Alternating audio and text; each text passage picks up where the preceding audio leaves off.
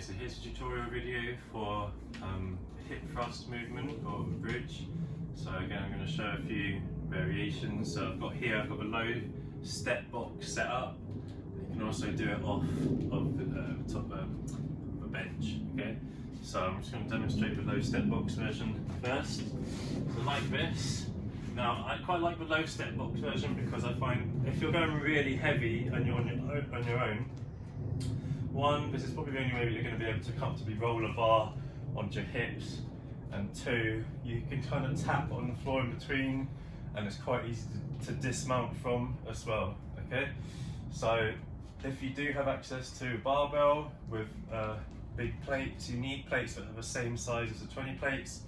If you have bumper plates like the powerlifting plates, they can be like 5, 10, 15 kg and still be that same diameter, so you can roll them onto your hip from here. Okay, now you want something padded between you and the bar. You can use the conventional pad that you would strap around a bar, but just for this demonstration, I'm going to demonstrate you can also have something padded on here, and you can also rest a dumbbell on your hips like so. Okay, now from here, you're just going to hold it in position with your hands, have your upper back on a box, okay, and then like this, squeeze up, maybe hold for a split second at the top, okay, like that, and then again just tap your butt on the floor. You don't want to sit on the floor between the reps because you want to keep a constant tension on the glutes. Okay, we'll not get the position right with the back. Okay, when people first tend to do this, they'll tend to go into position like this and they'll be uncomfortable. You don't want your elbows on the bench, okay? You want to be like this with your upper back on the bench, facing up. You also don't want to be pushing against the bench because that's dangerous, okay? On the bench like this, and you're going to stretch from here and up, okay? Again, either barbell or you can place dumbbell on your hip. You can also do with a single dumbbell, single leg, okay? So you can either hold the dumbbell like this, again with a pad between your hip and the weight, and then you would hold one leg up like that, stretch down, squeeze.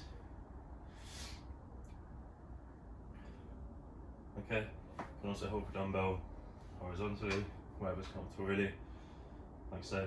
You can also do single leg with a bar across your hips. Okay, so when you're doing hip thrust, if you change the position of where the feet and the knees are, you can change how much tension is put on each muscle. So the muscles involved are your hamstrings and glutes. If you have your feet further away, it'll encourage more hamstring activation. If your feet are closer to you and there's more bend in the knees, it'll encourage more glute activation. Okay, now I'll just demonstrate. If you're going to go for a hamstring version like this, you would have your legs quite far out. You can have a weight on you as well, and you would just like that, squeeze in, squeeze up. Maybe have your toes up as well, depending on flexibility, like that, squeeze and flex, like so. And then more glute focused would be like this, just like so. Okay.